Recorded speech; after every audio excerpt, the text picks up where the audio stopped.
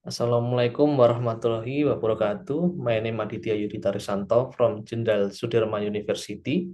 I will present my paper entitled Strengthening Ecological Justice to Application of the Precautionary Principle in Environmental Law Enforcement. First, I will explain the background in this paper.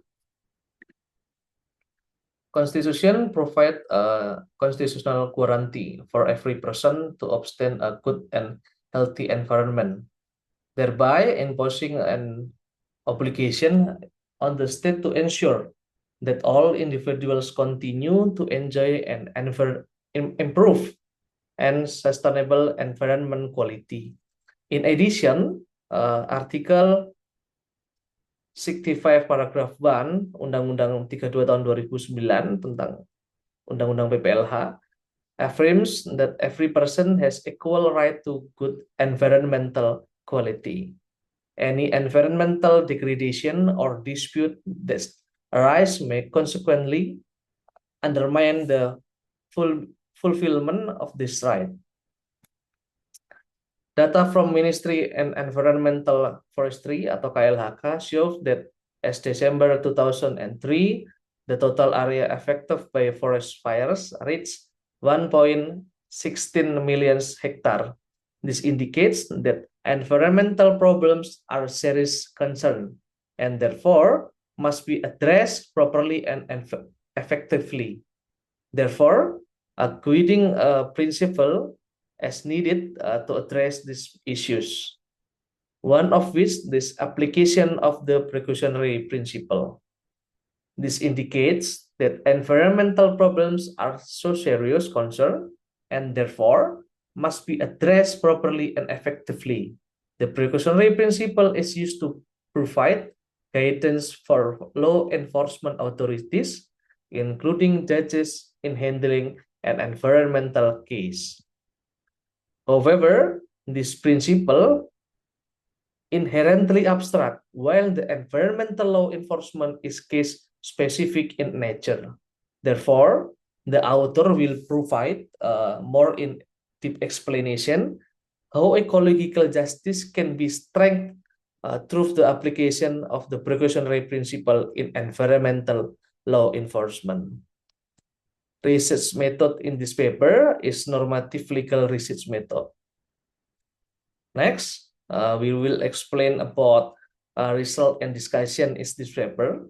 Jakarta Utara District of Court nomor 75 PDTG LH 2018 PN Jakarta Utara.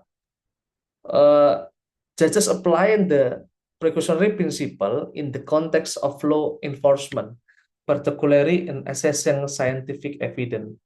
In that decision, the judge in this principle to determine of validity of scientific evidence by applying the precautionary principles, offenders would action cause environmental harm may order pay the environmental restoration, and this payment is mandated from the court's decision.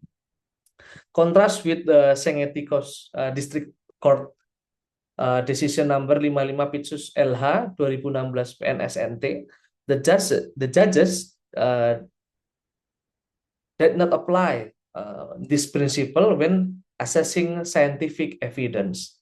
In this case, judges not applying the principle and consequently concluded there's no scientific evidence linking the environmental impacts to alleged activities.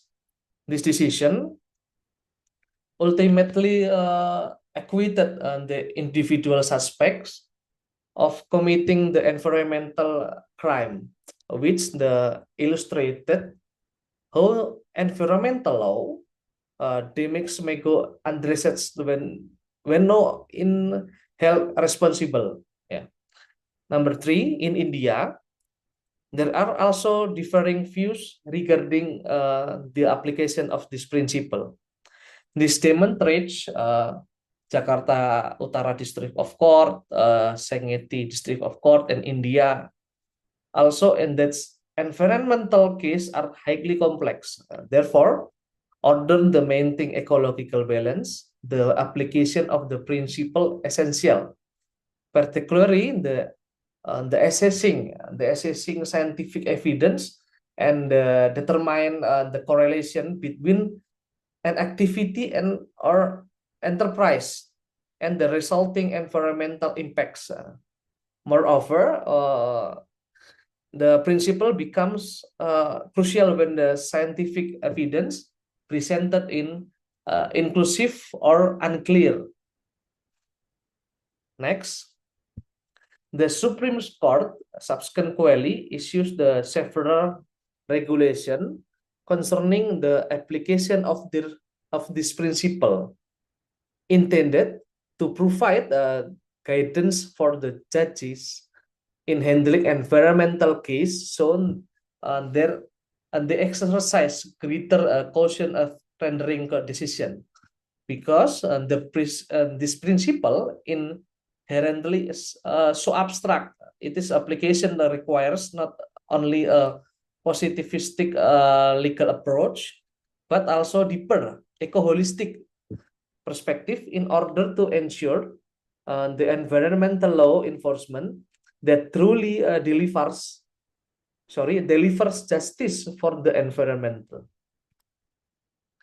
Ecological justice can be realized by judges in environmental case through the application of the precautionary principle.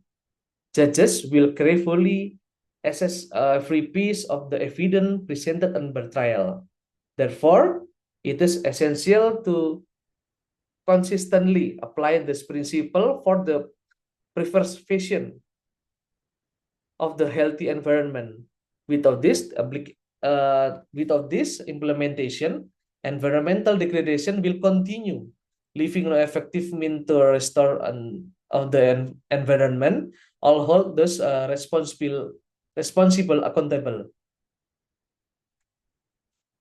Lastly, the conclusion in this paper is environmental law enforcement requires a strong commit to achieve a good sustainable environment.